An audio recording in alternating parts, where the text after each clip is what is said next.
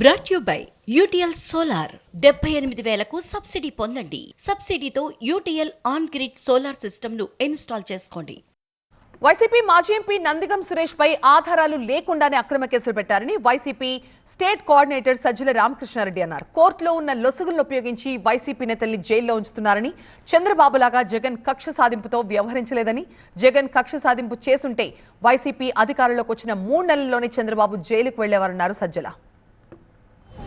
నందిగం సురేష్ గారు అక్రమ కేసుల్లో అరెస్ట్ అయ్యి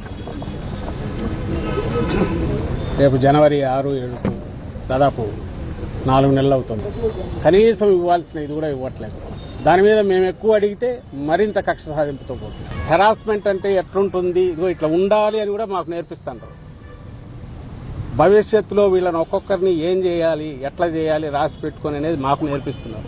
జగన్మోహన్ రెడ్డి గారు ఇందులో 5% 1% అయినా ఈ ధోరణితో వ్యవహరించే వాళ్ళు అయింటే చంద్రబాబు నాయుడు మేము వచ్చిన 3 నెలలకే జైల్లో ఉండేవారు.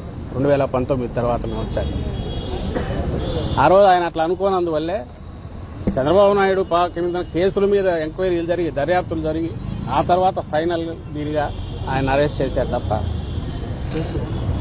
ఇప్పుడు ఈ రోజు చంద్రబాబు నాయుడు రాగానే ఏం చేస్తున్నాడు, 3 నెలల్లో తన కేసులు ఎట్లయితే ఇచ్చాలని ఆయన చూసుకుంటున్నాడు.